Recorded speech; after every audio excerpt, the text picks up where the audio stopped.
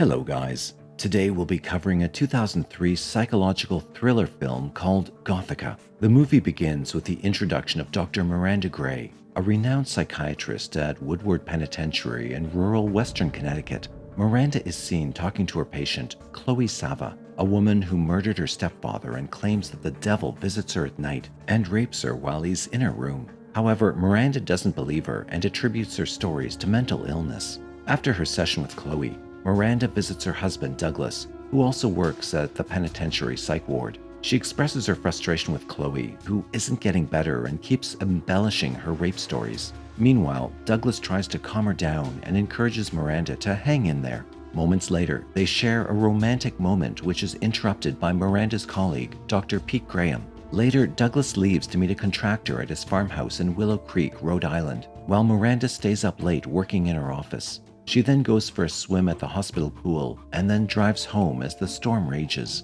As she nears a bridge, she sees a girl standing in the middle of the road. In a moment of panic, Miranda swerves off the road to avoid hitting the girl and gets into an accident, but luckily she's uninjured. When Miranda gets out of the car, she goes to check if the girl is okay. However, when she approaches the distressed-looking girl, she suddenly bursts into flames and grabs a hold of Miranda, who catches fire as well. The scene then transitions to Miranda abruptly waking up in one of the rooms of the penitentiary psych ward without any idea of how she got there. Her friend, Dr. Pete Graham, shows up and tries to help her remember the events that led to her being in the psych ward. Later, shockingly, he informs her that her husband Douglas has been the victim of a brutal axe murder and that she is the sole suspect. As a result, Miranda freaks out at that news so much that she has to be restrained and sedated. Some days later, she's allowed to roam free amongst the other mental patients, some of whom used to be her patients, including Chloe. Later, when Chloe approaches Miranda,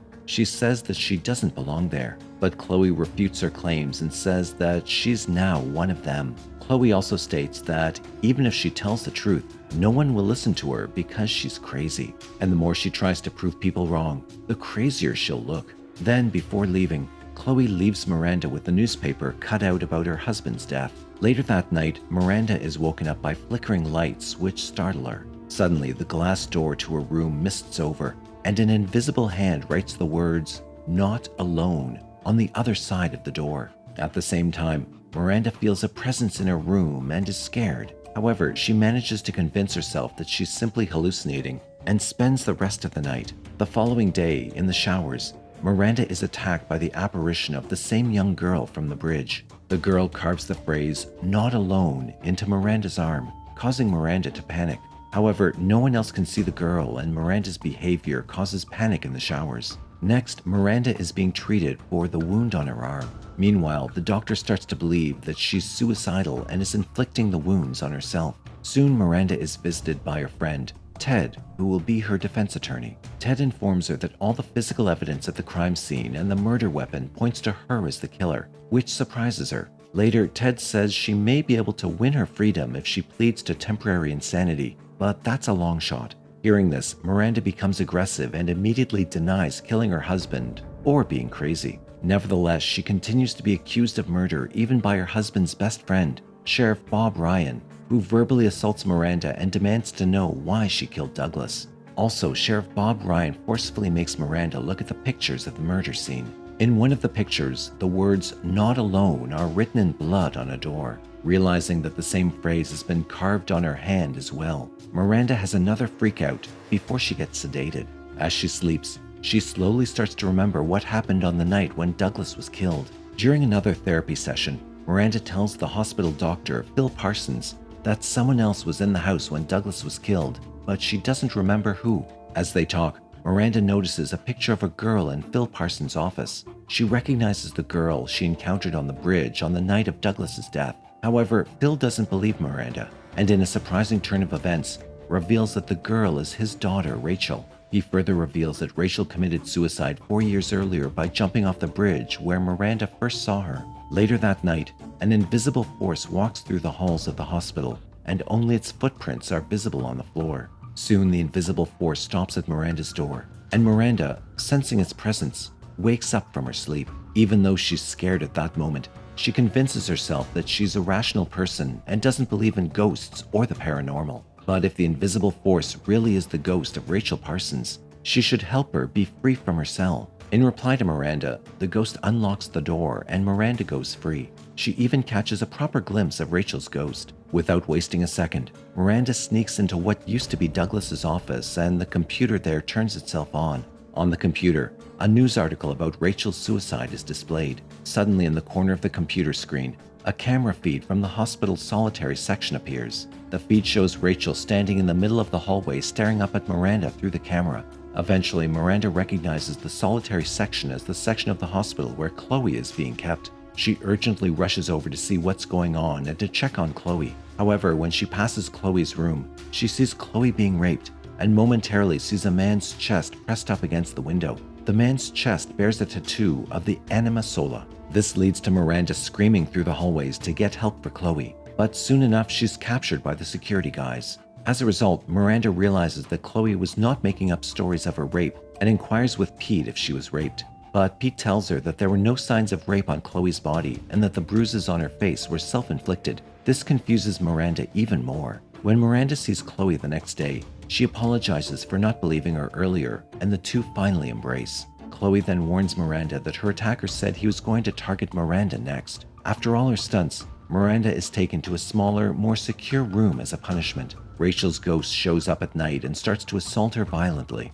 However, through the security camera, Rachel is invisible and it looks like Miranda is trying to commit suicide. Later, when a nurse and a security guy come to check up on her, she appears to have knocked herself out. But it's soon realized that she was only faking unconsciousness when she takes out the security guard and nurse by surprise, grabs the keys, and makes a run for it. During her escape, Miranda is spotted by one of the security guards at the hospital, but since they're old friends, he doesn't sell her out. Instead, he helps her by misdirecting the other security guards and even gives her his car keys and tells her to make a run for it. While Miranda is driving, Rachel the ghost messes with the car and nearly causes an accident. When Miranda demands to know what the hell Rachel wants from her, Rachel lets her know through a song on the radio that she wants her to go home. Understanding Rachel's hint, Miranda goes to her house and finally remembers killing Douglas and sees visions of the gruesome murder. She also realizes that she killed Douglas because Rachel's ghost possessed her, which explains why all the physical evidence points to her as the murderer.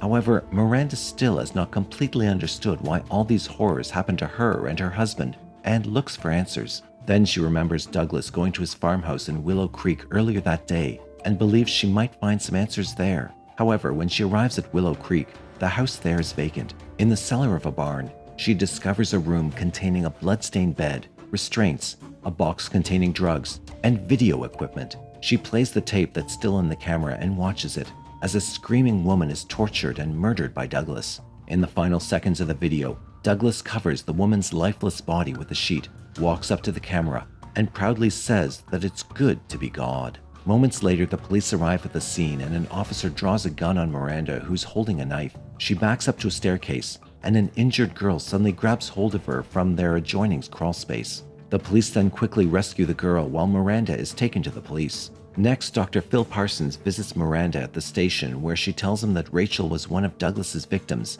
and that her death was a murder, not a suicide. Before leaving, Dr. Parsons says that after Rachel died, he used to dream of her burning in flames, with her hands held up, kind of like the tattoo of the Anima Sola on the rapist's chest. Miranda eventually starts to believe that not alone means that Rachel was not Douglas's only victim. After speaking to Dr. Phil Parsons, Miranda calls Pete from jail. She tells him that Chloe's rapist at the hospital with the Sola Anima tattoo has something to do with Douglas and Rachel's murder. Meanwhile, Sheriff Bob Ryan talks to Miranda about how she came to know about Douglas's crimes. On the other hand, Miranda realizes that the meaning of not alone is that there was a second killer involved in the murders. Using her experience as a psychiatrist, she builds a psychological profile of the second killer and realizes that Sheriff Ryan fits the profile perfectly. Suddenly, he reveals himself to be the other killer and attacks her, revealing his Anima Sola tattoo during the fight. Not only was he Douglas's partner in crime,